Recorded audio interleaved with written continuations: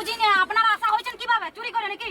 হ্যাঁ, যা মন যায় তাই করলে হবে না। আপনাদেরকে অ্যাক্সেস দিয়েছে, আপনাদেরকে করতে হবে। আনা ছাড়া লোক রাখুন, আপনার স্বামী থাকবে, ছেলে থাকবে, মানে মগের মুলুক বটে নাকি এগুলো? হ্যাঁ, স্লো ফ্লো আমি বুঝি না। আপনি একজন শিক্ষিত মহিলা বলে আপনি কাজটা পাইছেন, তার মানে আপনি চুরি করে পাইছেন কাজটা, বলুন। আমি অত সব বুঝি না। শুনুন, আপনার হাজবেন্ড আপনি করুন, আমি এখানে থাকবো, আজকে কোথাও যাবো নাই। আপনি করুন, দেখছি এলে কি ওদেরকে কি ট্রেনিং দেওয়া হয়েছে নাকি? হ্যাঁ, সবখানে জল ঘোলা নাকি? হ্যাঁ, সবখানে জল ঘোলা, যা মন যায় তাই নাকি? একদম সাধারণ মানুষকে একদম হ্যারাসমেন্ট করা হচ্ছে, ধানরুয়া মানরুয়া বাদ দিয়ে ঘর ভিতরকে ডাকছে সব। দেখলেন তো ভিডিওটা? এটা শুধু একটা ট্রেলার, আসল ভিডিওটা আরও মারাত্মক।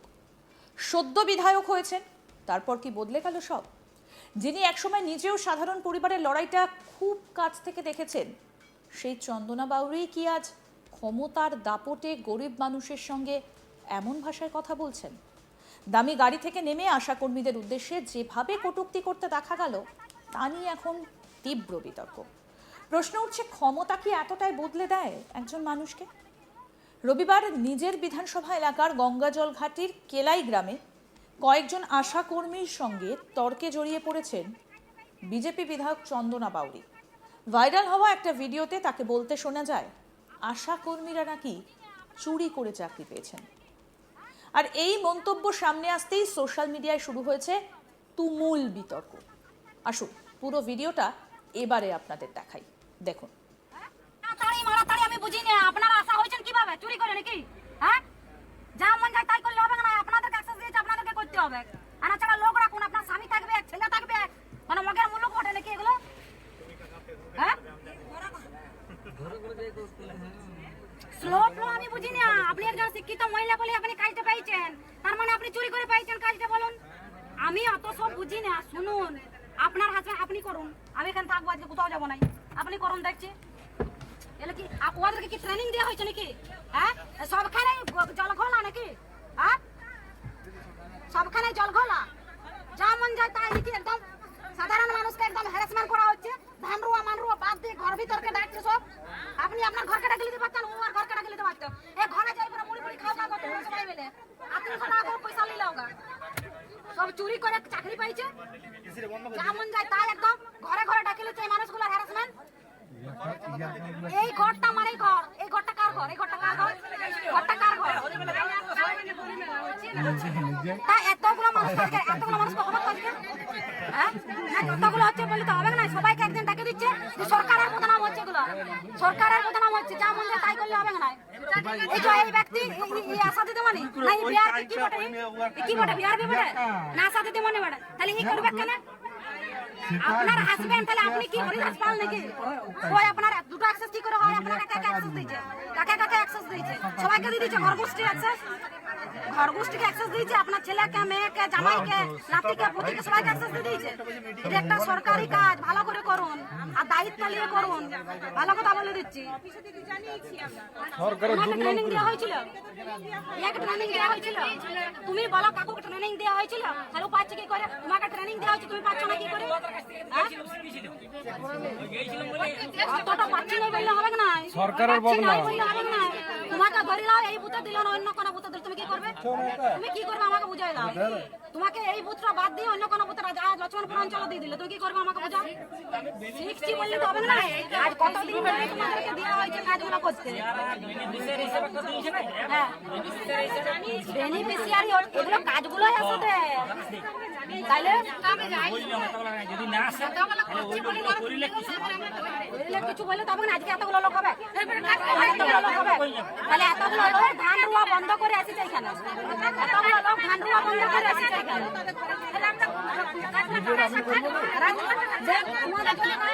এখানে খাওয়া দাওয়া থাকবে, একদিনে ডাকি দিচ্ছে, যা মন যায় তাই। ঘর ভিতরে কোনোদিন কোনো কাজ হয় না, সেটাই মেজরাবিরি গোটাটা ইয়াদের করার কথা করছে ওদের স্বামীগুলো কেন করবে? আর তুমি মাস্টার, স্কুলের মাস্টার না করে তোমার স্বামীকে মাস্টারি করে পাঠাই দেবে, এরকম কোনো কাজ হয় নাকি?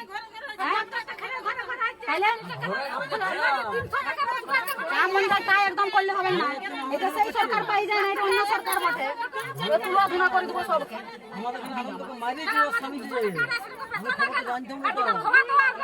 না না, এরা সেই তৃণমূলকে পাই গেছে। এই তৃণমূল যা মন যায় তাই করবে, যা মন যায় তাই। যাদের করার আইন সে তারা করবে, অন্য কেউ যেন না করে। এটা কথা বলবো। আরে বদনামটা তো সরকারের হবে। তোমার আমার কথাটা শোনো, তোমরা ভেবে গেছো তৃণমূলের সরকারটা আছে, তোমরা তার জন্য যা মন যাই করছো। শিখো, তাড়াতাড়ি শিখো। কিন্তু এতগুলো তুমি যখন জানো আমি এতগুলো লোক একদিনে পারবো না, এত লক্ষ টাকা এত লোক তো বলার দরকার নাই তো। আমিও তো তোমার না, আমি তো এখানে আছি, আমাকে তো জিজ্ঞেস করা উচিত ছিল নাকি এখানে? আমি যদি এটা করে পর্যন্ত লাইভ কমপ্লেন করে দিই, আমাকে কে গেছে? তুমি গেছিলে, কার কাছে গেছিলে, কাকে বলেছে? সকালবেলা আমার সঙ্গে দেখা হলে তুমি বললে, একটা ছবি তুলে করে চলে এলে, কায়দা করে সেন্টারে এলে। কাজে ব্যস্ত থাকা, ওই জন্য আমি এত বলি না সবসময়।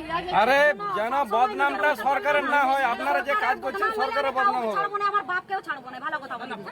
সরকারের বদনাম করলে আমি কাউকে ছাড়বো না, আমার বাপকেও ছাড়বো না।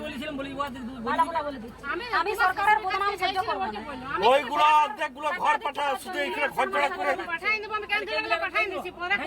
হ্যাঁ একদম চলে যাও। তাহলে ওইখানকে এখানে চারজন এইখানটাতে বসে আছে। এইখানে তিনজন একসাথে ইয়ারা নামগুলা বুদ্ধি খাটাই দিয়েছে, এক জায়গাতে তিনটে বইটা এসে করবো। তা তিনটে পাড়াকে তিনজন চলে যাও। একজনকে লাও, কিন্তু দুজনকে পাঠাও, দুজন থাকুক। এখানে তো কিচেন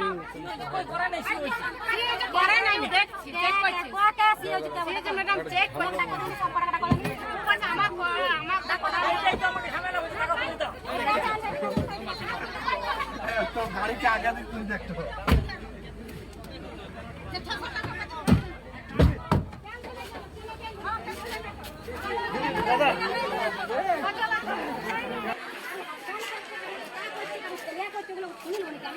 সরকারের বদনাম হচ্ছে, তাকু কে কে আছে? এখানে দুজন থাকুক, ওখানে দুজন থাক। এখানে কে রয়েছে? এখানে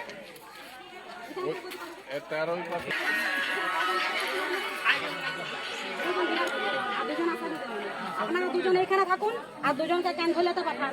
এইখানে সবাইকে ডেকেছেন, এখন ধান রোয়ার দিন। 300 টাকা করে বিয়া করে এগুলো ঘরে ঘরে যাওয়ার কথা।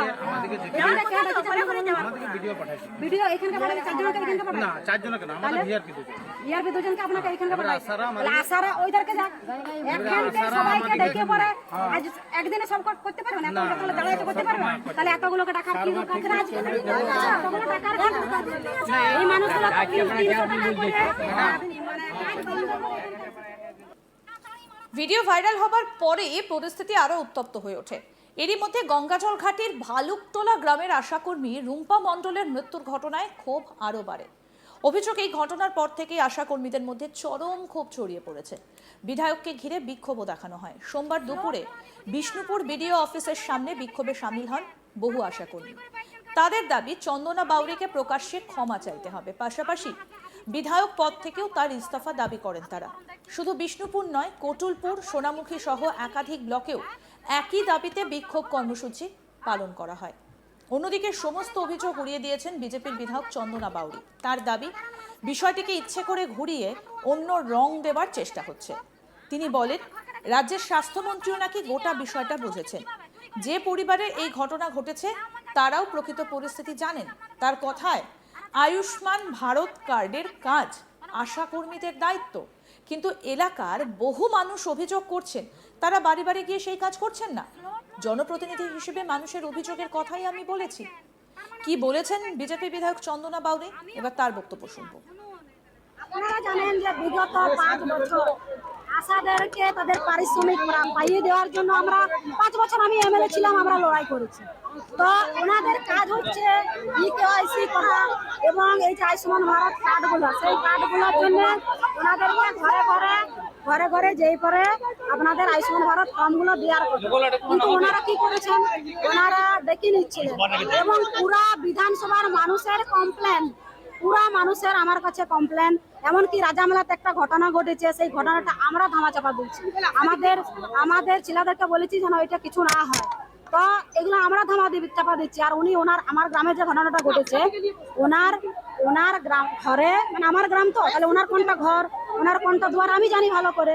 তো ওনার ঘরে বসে বসে উনি ইউকেসি করছিলেন। তো আমি বললাম যে এইখানে না করে আপনি আমাদের যে ক্যান্থলে আছে, ক্যান্থলেতে একটা সুন্দর শিব মন্দির আছে, সেইখানে কিছু দুজনকে পাঠিয়ে দেন এবং এইখানে দুজন থাকুন, এখানে দুজন আশা দিদিমণি থাকুন, ওইখানে দুজন বিআরপি চলে যাক, ছেলেরা ছিল যেহেতু বিআরপি ছেলেরা ছিল, তাহলে ওইখানে চলে যাক, তাহলে আপনারা এইখানে করুন।